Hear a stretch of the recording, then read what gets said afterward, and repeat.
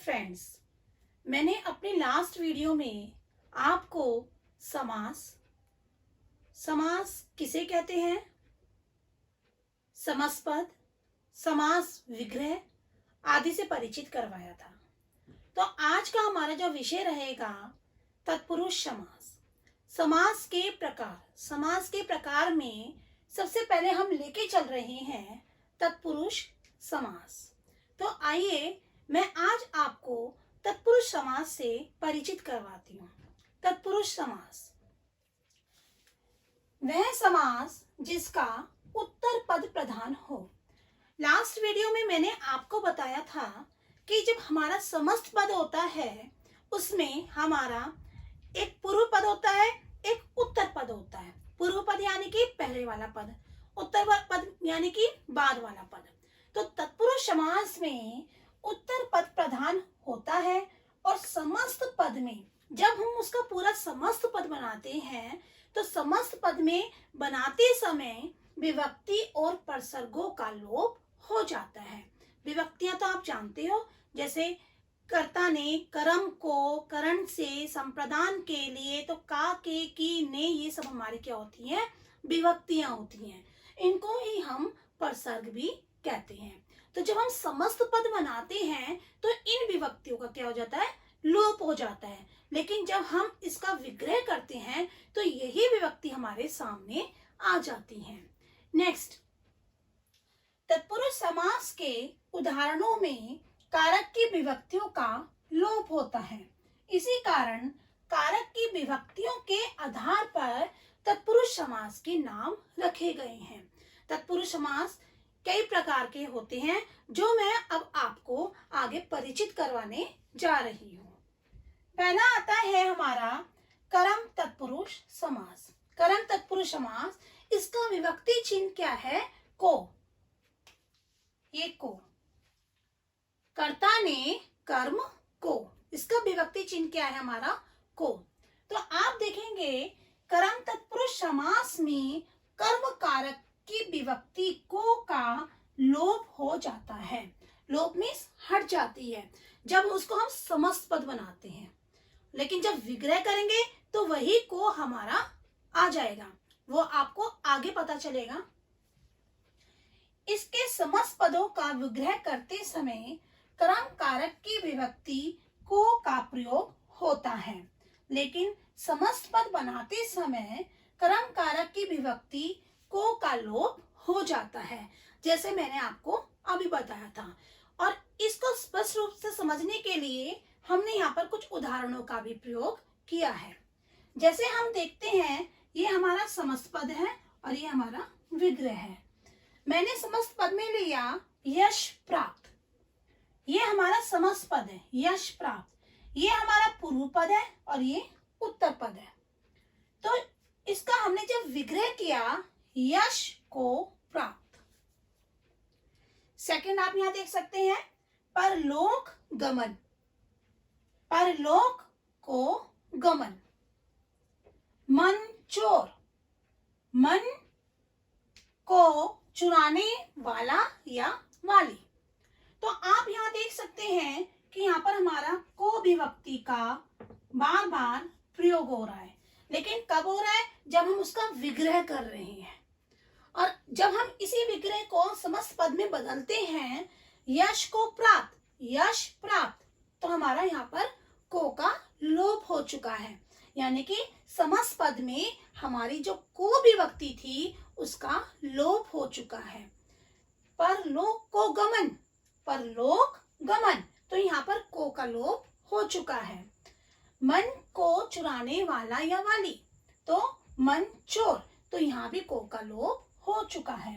कुल मिलाके जब विग्रह करते समय को की आवाज आती है, को का प्रयोग होता है, उससे हमें पता चलता है कि ये कर्म तत्पुरुष समास है।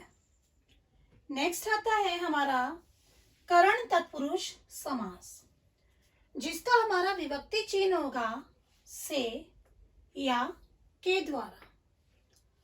इस से का प्रयोग जो है वो, जैसे मैं पेन की सहायता से मैं कलम की सहायता से लिखती हूँ। मैं बस के द्वारा विद्यालय जाती हूँ। मैं चाकू की सहायता से सब्जी काटती हूँ। तो ये जो से है के द्वारा के पक्ष में आता है, जिसकी सहायता से कुछ काम किया जाता है। तो आपका करण तत्पुरुष समास से और के द्वारा इसका विभक्ति चिन्ह होगा। इस समास में करण कारक की विभक्ति से और के द्वारा का लोप होता है। आपका ये जो से है ये तत्पुरुष समास में 2 बार आ रहा है। ये वाला से जो आ रहा है, जैसे मैंने आपको भी कुछ उदाहरणों के माध्यम से समझाया था कि मैं कलम की सहायता से लिखती हूँ, मैं बस की सहायता से विद्यालय जाती हूँ, मैं चाकू की सहायता से सब्जी काटती हूँ। ये से जो आ रहा है एक हेल्पिंग के पक्ष में आ रहा है, जिसके दौरान कुछ काम कर रहे हैं। लेकिन उसके आगे मैं आपको एक जब तत्पुरुष समास का एक अगला पार्ट समझाऊंगी, अपादान कारक, उसमें भी से आएगा, वो अलग होने के पक्ष में आता है।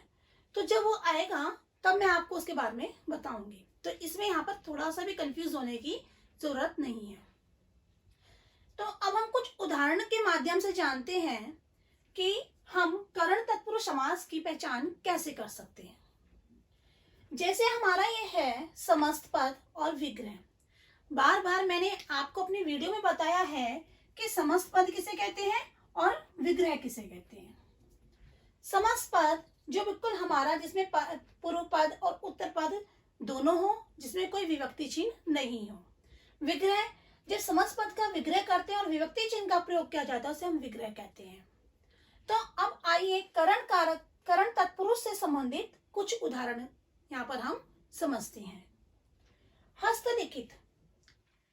हस्तलिखित हाथ से लिखा या हाथ के द्वारा लिखा हुआ। यहाँ पर हाथ की सहायता से काम हो रहा है। भूख मरा, भूख से मरा। रेखांकित, रेखा से अंकित, जो रेखा से अंकित किया गया है।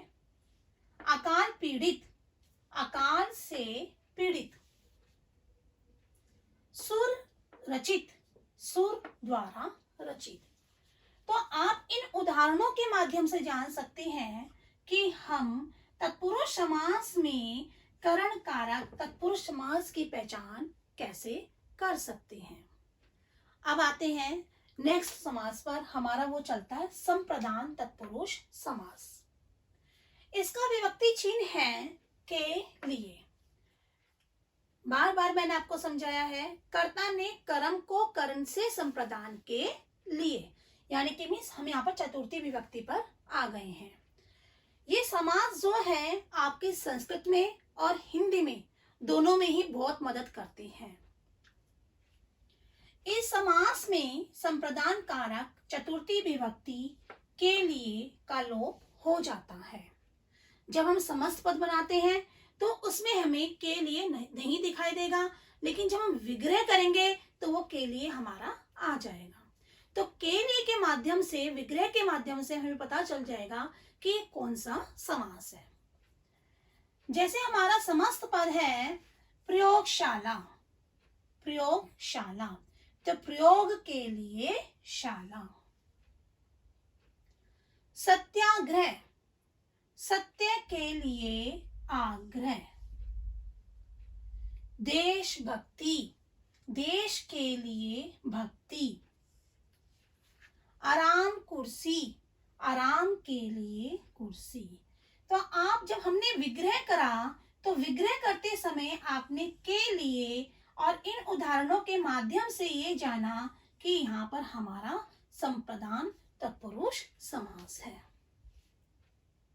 अब हमारा आता है अपादान कारक। इसका विभक्ति चिन्ह है से। मैंने आपको इससे पहले करण कारक में भी से परिचित करवाया था। उस से का प्रयोग होता है हेल्पिंग के लिए, कलम से लिखना, बस के द्वारा जाना। लेकिन यहाँ पर जो से आता है वो अलग होने के पक्ष में आता है। जैसे मैं कमरे से बाहर जाती हूँ, तो मैं कमरे से निकल गई, कमरे से अलग हो गई। तो ये जो से आया है ये अपादान कारक के पक्ष में आएगा। या हम ये लगा सकते हैं पर्वतों से नदियां गिरती हैं, पहाड़ से नदी गिरती है, पेड़ से पत्ते गिरते हैं। तो यहाँ पर क्या हो रहा है, एक चीज किसी से अलग हो रही है। तो जहां कोई चीज किसी से अलग होती है वहां पर हमारा अपादान कारक का प्रयोग होता है और इसका विभक्ति चिन्ह होगा से और अलग होना। से जो आता है वो अलग होने के पक्ष में आता है। अपादान कारक की विभक्ति जो है से, जिसका प्रयोग अलग होने के पक्ष में किया जाता है उसे अपादान कारक कहते हैं। तो अब हम यहाँ पर कुछ उदाहरणों के माध्यम से जानते हैं कि किस प्रकार से यहाँ पर से का प्रयोग हुआ है। ये हमारे समस्त पद हैं और ये हमारे हैं समास विग्रह। समास पद जैसे धनहीन है, धनहीन, धन से हीन, यानी कि वो धन से हीन है, धन से अलग हो रहा है। ऋण मुक्त, ऋण से मुक्त, ऋण से आजाद। गुणहीन, गुणों से हीन। विद्याहीन, विद्या से हीन। तो अब आप यहाँ पर देख सकते हो जैसे से हीन, से मुक्त, से हीन, से हीन, तो ये सब हमारा अलग होने के पक्ष में आया है। तो यहाँ पर हमारा अपादान कारक होता है। तो यही अपादान कारक की हमारी पहचान है। नेक्स्ट अब आता है हमारा संबंध कारक। संबंध कारक जैसे नाम से ही पता चलता है, संबंध जो वाक्य में संबंध जोड़ने का कार्य करते हैं उसे हम संबंध कारक कहते हैं। इसका विभक्ति चिन्ह क्या है हमारा, का, की, के। यहाँ संबंध कारक की विभक्ति चिन्ह का, के, की का लोप होता है। तो आइए कुछ उदाहरण के माध्यम से हम जानते हैं कैसे होता है। जैसे हमारा समस्त पद दे रखा है राजपुत्र, यानी कि राजा का पुत्र। यहाँ पर पुत्र का संबंध राजा के साथ दर्शाया गया है या राजा का संबंध पुत्र के साथ दर्शाया गया है। उद्योगपति, उद्योग का पति, तो यहाँ उद्योग का संबंध पति के साथ, पति का संबंध उद्योग के साथ। देव मूर्ति, देव की मूर्ति, तो देव मूर्ति का संबंध किससे है, देव के साथ। पराधीन, पर के अधीन, यहाँ पर आप के भी देख सकते हैं, ये भी के है, दूसरों के जो अधीन होता है। तो इनके समास विग्रह के माध्यम से आप जान सकते हो कि ये हमारा संबंध कारक तत्पुरुष समास है। जब हमने विग्रह यहाँ पर कर दिया और विग्रह को हम समस्त पद में चेंज करेंगे, समस्त पद में हम इसको बदलेंगे, तो ये जो हमारे विभक्ति चिन्ह है का, की, के, इनका लोप हो जाएगा। कैसे, राजा का पुत्र यानी कि राजपुत्र। तो आप इसमें समस्त पद में देख सकते हैं कि यहाँ पर हमारा विभक्ति चिन्ह नहीं है। नेक्स्ट, उद्योग का पति, तो उद्योगपति, तो यहाँ भी हमारा विभक्ति चिन्ह का लोप हो चुका है। देव मूर्ति, देव की मूर्ति, तो की का यहाँ पर लोप हो चुका है। पराधीन, पर के अधीन, यहाँ पर के का लोप हो चुका है। तो इस प्रकार से हमें संबंध कारक तत्पुरुष समास की पहचान होती है। तो अब हमारा नेक्स्ट आता है अधिकरण कारक तत्पुरुष समास। इसका हमारा जो कारक चिन्ह है में या पर, इनके माध्यम से हम जान सकते हैं कि यहाँ पर अधिकरण कारक तत्पुरुष समास है। लेकिन कैसे, जब हम समास का विग्रह करेंगे, विग्रह करते समय जब उसमें में और पर आ रहा है, में आ रहा है या पर आ रहा है, तब हमें पता चलेगा यहाँ पर अधिकरण कारक तत्पुरुष समास है। वही सेम है, यहाँ अधिकरण कारक की विभक्ति में और पर का समस्त पद में लोप हो जाता है, लेकिन जब हम इसका विग्रह करते हैं तो ये हमें में और पर दर्शाई देते हैं। उन्हीं की सहायता से ही हमारा विग्रह होता है। तो कुछ उदाहरणों के माध्यम से हम जानते हैं। जैसे हमारे यहाँ पर समस्त पद दे रखा है ग्राम वास, तो ग्राम मीन्स गांव, में वास, गांव में रहने वाला, ग्राम वास। गृह प्रवेश, गृह घर में प्रवेश। रणवीर, रणवीर, रण में वीर। आत्मविश्वास, आत्म पर विश्वास, यानी कि अपने पर विश्वास। तो आप इन उदाहरणों के माध्यम से या इन प्रसर्गों या कारक चिन्ह के माध्यम से जान सकते हो कि यहाँ पर हमारा अधिकरण कारक है। जब हमने समास विग्रह करा तो हमें कारक चिन्ह सबको दिखाई दे रहे हैं, लेकिन जब हम इसको समास पद में बदलेंगे तो आप देख सकते हैं इनका लोप हो जाएगा। ग्राम में वास, तो ग्राम वास हमने पूर्व पद लिया और उत्तर पद लिया, तो यहाँ पर हो गया हमारा ग्राम वास। घर में प्रवेश, गृह प्रवेश, तो पूर्व पद और उत्तर पद लिया तो यहाँ पर हमारा बन गया समस्त पद, गृह प्रवेश। रण में वीर, रण वीर, तो रणवीर। आत्म पर विश्वास, पूर्व पद हमारा आत्म, उत्तर पद विश्वास व आत्म विश्वास। तो इस प्रकार से हमें अपने अधिकरण कारक तत्पुरुष समास की पहचान होती है। अब हमारा एक समास और बचता है तत्पुरुष समास में, नए तत्पुरुष समास। इसका जो पहला पद होता है वो नकारात्मक होता है। जैसे कुछ उदाहरण के माध्यम से हम जान सकते हैं। अमर, आ यानी कि न मर, जो कभी ना मरे, अमर। अनाथ, न नाथ। अज्ञान, न ज्ञान। असत्य, न सत्य। तो अब हम इन उदाहरणों के माध्यम से जान सकते हैं कि यहाँ पर नए तत्पुरुष समास है। तो आज मैंने जो आपको समझाया है वो केवल मैंने आज आपको तत्पुरुष समास से ही अवगत करवाया गया था। समास के और भी भाग हैं, वो मैं आपको नेक्स्ट वीडियो में उससे परिचित करवाऊंगा।